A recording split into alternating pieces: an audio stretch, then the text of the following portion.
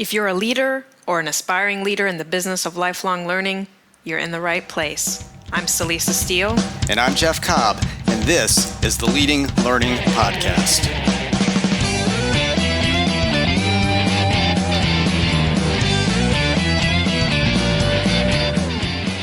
Hey there, welcome to episode 106 of the Leading Learning Podcast. In this episode, we're going to talk about lessons learned from big learning companies. Before we get to what we mean by big learning companies and those lessons, we want to offer a resource. And that is a resource to help your learning business, no matter how big it is. We developed our learning business maturity model specifically to help you move to full maturity as a learning business, from wherever you are right now to being a truly innovative, fully effective, firing on all engines sort of learning business. And you can find out more about the learning business maturity model, which is free, at leadinglearning.com/episode 106.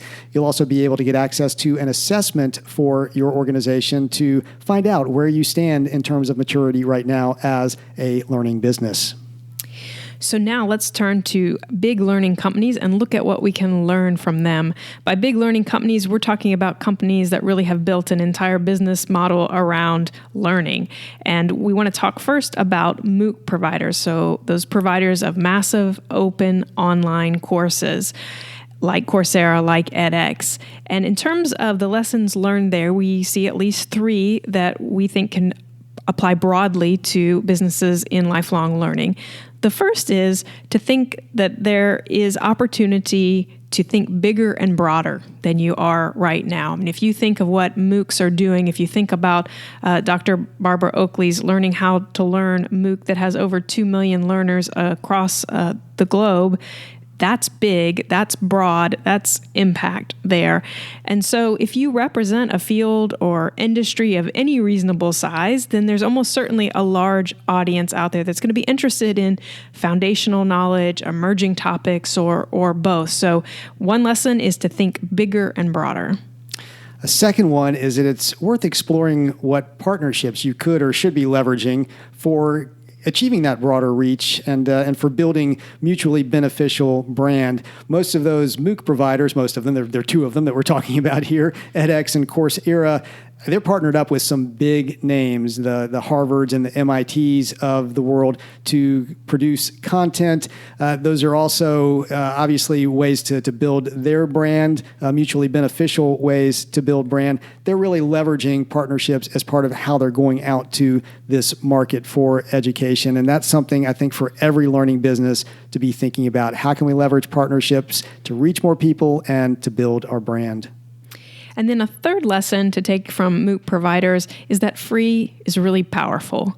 And one of the issues with MOOCs is that one of those O's in MOOC is open, which has been free. That means that these courses are primarily free. And so it's great, if you have 2 million users, but 2 million times $0 is $0. So there's always been the question of kind of what's the business model behind this? Well, we see a lot of the MOOC providers like Coursera and edX heading towards validation. And so the course itself is free, but if you want a certificate of completion, you got to pay for that. So again, I think the takeaway is think about how powerful free is, but also being able to have a connection between that free offering and some type of business model. And often we know that validation is considered valuable and is something that folks are likely to pay for. Definitely. So be thinking about that for your organization.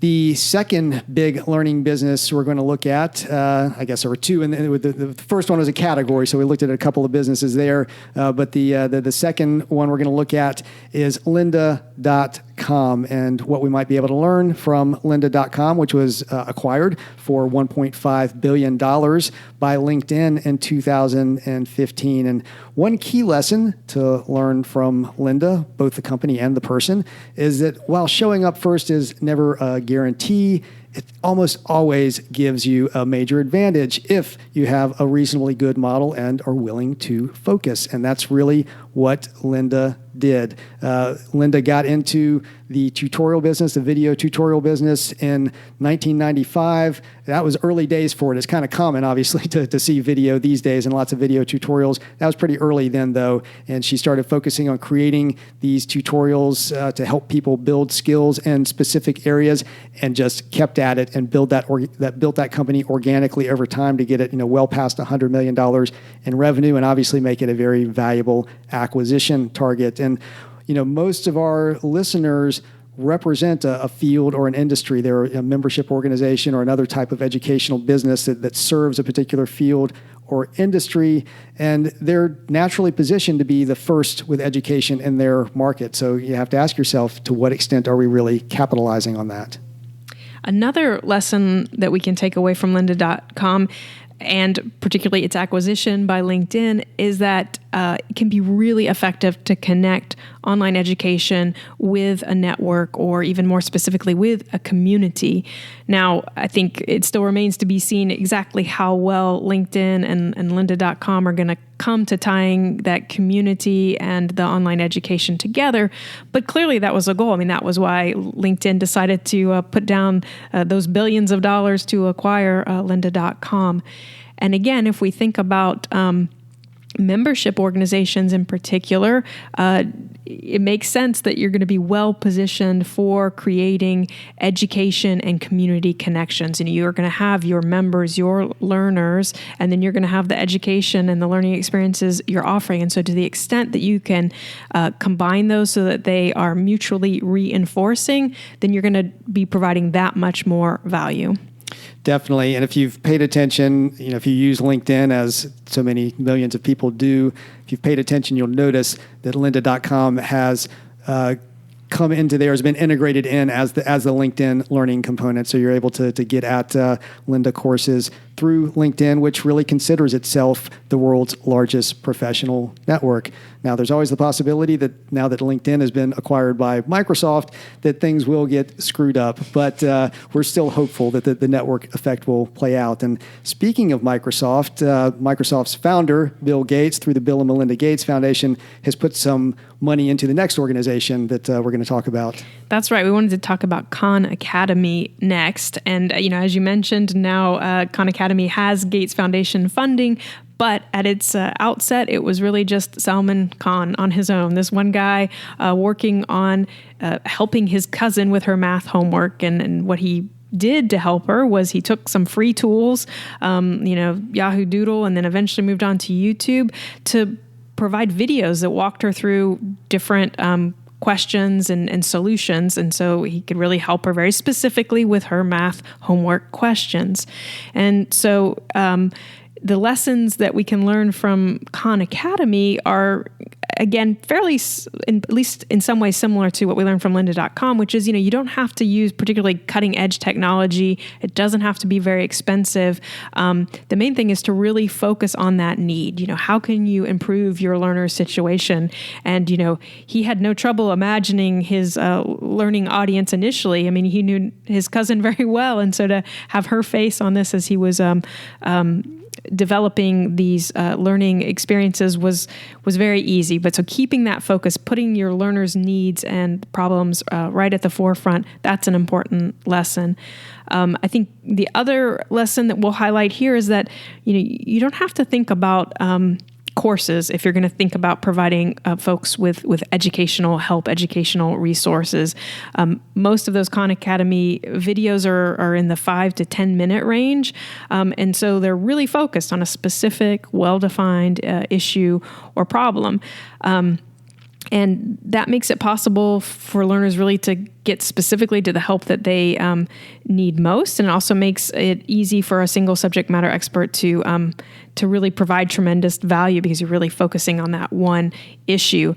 I think we'd be remiss if, while we're talking about Khan Academy, we don't also talk a little bit about the fact that they kind of made put flipped learning on the map in Right. essence. And so, again, if you're not thinking about a course, but if you're thinking more about almost sort of learning assets, and these videos that can be used to help students prepare for a classroom experience or use it as a supplement to a classroom experience, well, so if you're thinking about flipped learning and if you're not thinking about courses, then you have a lot more opportunity there. And we should also note, too, that these videos basically are what many people have come to consider kind of the prototype of micro-learning, Right. short and video-based. Right. Sal Khan was really a trendsetter, a disruptor in many ways. Remarkable that he himself created more than 2,000 of those videos before he started getting help from other people. And of course, Khan has also moved towards the sort of validation model that we've already heard about with the MOOCs. So, you acquire specific skills and get those validated. So just a lot of innovation going on with that company. And again, like you said, mostly because they were willing to dive in, roll up their sleeves, not stress about the technology or think they didn't have the right technology, and just basically get it done. Now, the next one we're going to talk about is we're still in the video realm. Video is a big theme here, obviously. If you don't have video as a big part of your learning business right now, you might want to think about that. But the next one is The Great Courses, which is a company that is focused on lectures of all things. And, lectures have come in for a lot of criticism, a lot of deserved criticism in recent years. But we truly believe that there are still, there's still a need for lectures, and there are good lectures and bad lectures.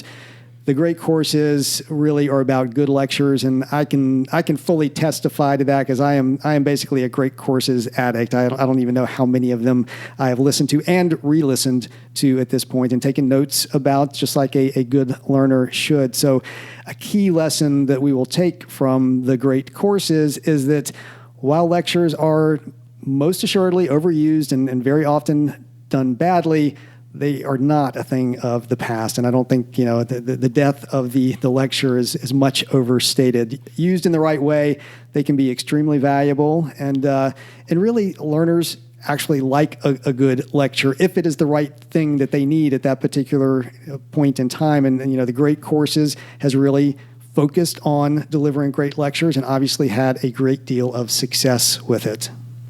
Another takeaway from the Great Courses is the fact that they really spend time scouting the talent that they use. So to your point, if they're going to get good lectures, and we know that there are bad lectures out there, they have to do the research and do that scouting to find those professors, those teachers who give good lectures. And then they really work with those teachers to craft and create these courses. So I think a main takeaway, and this is something we've certainly talked about and written about often before, is this idea of really investing in your own talent. So if you work with subject matter experts, make sure that you're out there looking for the best in your field, in your industry, and then make sure that you're supporting them in their role of delivering your educational experiences. And so think about what you're already doing. Think about what you could do better to support your teachers, your subject matter experts. Yeah, it's a real opportunity area and really growing as a necessity for organizations that want to succeed in the lifelong learning business. Another lesson, the final lesson we'll take from the Great Courses, is that they really put their money and their service where their mouth is, so to speak. So, they offer a money-back guarantee. When you go and buy a course through the Great Courses, you're going to be able to get your money back if it doesn't satisfy you. And that's not something we see very often, I would say, among the organizations that we've typically worked with, mostly trade and professional associations. When you look at their catalogs, you're not necessarily going to see that money-back guarantee. You're not going to see it in many university catalogs either, even in the continuing education departments. And a money-back guarantee can make it feel so much safer for the customer. It creates goodwill in the process. Yes, there will be some people who take you up on it, so it will create some administrative hassle, but the numbers are usually quite small, particularly relative to the benefit you'll get for making the purchasing process easier for people because they feel secure, that they're going to be able to get their money back if it doesn't work out. So the Great Courses does that. In fact, we'll link to their guarantee page. Another thing I'll note about the Great Courses, they've got that money back guarantee, but they also have invested in service. They actually instituted what's called a course knowledge component to their service training, and all of their customer service representatives keep a course knowledge notebook on hand with notes about the courses. So they were actually able to talk in a substantive, meaningful way with people who call in or email in about the courses and really provide a good level of service. Even though they are not themselves the subject matter experts, they're well prepared to engage on the subject. And that can really make a world of difference in the overall quality of the experience. And I think if there's anything to emphasize about the great courses is they just really have focused on quality with a very tried and true medium, the lecture. So next, we want to talk about Udemy, and I'll mention sort of in passing that Udemy's business model is the market maker model. I think that might become clear as we sort of talk about this a little bit more. But what Udemy does is it really has provided a set of tools and a process that makes it very easy for subject matter experts to create and then offer their own learning experiences. And this has been a role that associations have often played for their subject matter experts. They've sort of been the access to the market for their subject matter experts. But as times have changed, as all the technology has opened things up, it's become easier for subject matter experts to kind of go out and do their own thing. We've talked about entrepreneurial subject matter experts, the ESMEs, in other places, and kind of that ability to just go out there. And so what Udemy did is they saw the potential there. They really decided to focus in on those subject matter experts, provide them with a platform and tools so that all they had to do was kind of show up with their knowledge in a particular topic or skill, and then put together that course, and then they didn't have to worry about marketing it because Udemy provides this marketplace for them. So that's kind of what we mean by the market maker model, that they are providing this this shopping venue, very sort of Amazon-like, but focused on learning specifically. And so while that has been a focus for Udemy, there may still be an opportunity for your organization to kind of take on a subset or a particular slice of the market maker model. So to think about, is there a way for you to really help work with your subject matter experts to produce content, for you to provide some tools and some processes that empowers them and gives them really much more flexibility in sort of then how they offer that out to your market, but you're doing it sort of all together under one umbrella, under the same auspices. That's right. And I think, while the great courses really focused on quality of subject matter expertise and finding the best and the brightest and really focusing in on that sort of smaller group, what Udemy did was to try to get a scalable quality model with subject matter experts. So to really invite in the broad group of subject matter expertise that is out there, but as you said, provide the tools, provide some standards, provide some guidance to get them up to a reasonable quality level. It enabled them to put together a huge catalog very rapidly. They were among the first in their market because they focused on the subject matter experts in this way. It was kind of a blue ocean move. We talked about blue ocean recently and blue ocean strategy, and we'll link to that episode as well. So they are a dominant player in that sort of market maker model at this point. Now, regardless of whether you go for that kind of making the market type model with your subject matter experts, certainly a lesson to draw from Udemy, and this was a lesson we got from the great courses as well, is that investing in systematically supporting your experts and delivering great content, that's just a smart move all around. Whether it's the lecture model, whether it's the market maker model, organizations really need to be supporting their subject matter experts in that way if they want to maintain the quality levels that are needed to really stand out in the current market for lifelong learning. And the last big learning company we're going to talk about is Degreed. And when Degreed got started, it really wasn't dealing with content creation the way these other big learning companies we've talked about so far have focused on content creation. But it was really more about aggregating content and really, even more importantly, being an aggregator of learners' records. We've called this concept a learning locker. So basically kind of the one place where learners can keep track of all their various learning activities. And a really important thing to note is that Degreed captures both formal and informal learning. And so one of the takeaways or lessons learned from Degreed is to really give informal learning its due. If you aren't recognizing or giving credit for the informal learning that your members and your learners are doing, that could be dangerous. And maybe you should also even be thinking about what types of informal learning are you offering, and maybe being a little bit more focused and strategic around that. I mean, we know the vast majority of learning happens informally. And so if you're not recognizing informal learning, if you're not offering or supporting informal learning, it doesn't mean your learners aren't going to do it. It just means they're not doing it with you, which then becomes a bit of a liability. Right. And, related to that, the other lesson or key lesson from Degreed is that, being that place where learners come to track their learning and access content, that's potentially a really, really powerful move. And not just the content that you offer. I mean, that's the beauty of Degreed. That's not their content. The content's coming from all over the place. Some of it more formal, some of it's less formal.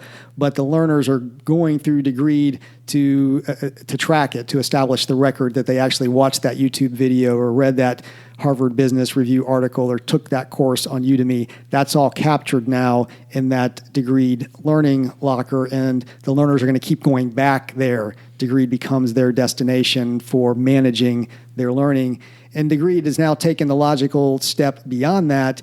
Now that learners are accumulating all of this evidence of the skills and knowledge that they're acquiring, Degreed is going to give them a way to certify that. So you're actually able now to submit evidence that you've gone through the learning activities that build a particular skill or knowledge area. That'll be reviewed by an expert, and basically you'll be validated and certified that you in fact do have a skill in a particular area, say project management, and maybe it's a beginner level, maybe it's intermediate, maybe it's advanced. But this is what Degreed is now making possible for the learners who are using it. They're licensing the platform out to corporations, so corporations can do this with their workforce. I think certainly, if you represent a profession or a field, you want to be that kind of learning locker and skills certifier for that field, if at all possible. Again, at this point, this might, you might benefit from collaboration with a company like Degreed to do that. But being able to aggregate content, become the destination for content, and then be able to validate that content. We talked about that with the MOOC providers as well, and with Khan Academy, there are opportunities for validation. This is something we talked about years ago in one of our annual Trends webinars, so we've been thinking about this for quite some time. But definitely, I think Degreed is potentially in a place where they are really going to be a hub, a magnet for a large number of lifelong learners. And so one point before we wrap up is we're not saying you need to offer a MOOC. We're not saying you need to become that market maker type organization. We're just saying those are possibilities to consider. And whether or not you want to offer a MOOC, whether or not you want to take that market maker model approach, there are still lessons to be learned from all of these organizations, we feel. So, we offered what we see as lessons and takeaways. Think about them and see which ones fit and apply to your learning business. That's right. This is a learning exercise. We ourselves are trying to learn from looking at these organizations and seeing what can be captured from them. We'd love to hear about any lessons you're getting from these companies, or who else do you consider to be big learning at this point, and what kind of lessons are you getting from them? You can come and comment for any episode that we have on the Leading Learning podcast. There is a post that goes with it where we have the show notes, and you can comment at the end of those show notes to share whatever you're thinking. We would love to hear your response on this. Just go to leadinglearning.com/episode 106 to be able to comment. And at leadinglearning.com/episode 106, we will make sure to include links to the Learning Business Maturity Model and to a blog post that we did a while back that talks about some of these lessons learned from big learning companies. And of course, some of the other episodes that we've mentioned here, the Blue Ocean Strategy episode, Barbara Oakley and her Learning to Learn MOOC. We interviewed her recently. We'll make sure we link to that. You'll also see the various options for subscribing to the podcast when you're on that notes page. And if you're getting value out of Leading Learning, we would be truly grateful if you would subscribe. We would also be grateful if you would take just a minute to give us a rating on iTunes. To do that, go to leadinglearning.com/iTunes, give us a rating, write a short review. We really appreciate that because it makes us feel good and know that we're making a difference, and because it helps others to find the podcast. And finally, consider telling others about the podcast. You can send out a tweet simply by going to leadinglearning.com/share. That will automatically pop up a tweet that's already filled with some language, and all you have to do is click tweet, and it'll go out to the world. Or if that's not your thing, just take that language or your own language and put it into another social network of your preference. Thanks again, and see you next time on the Leading Learning Podcast.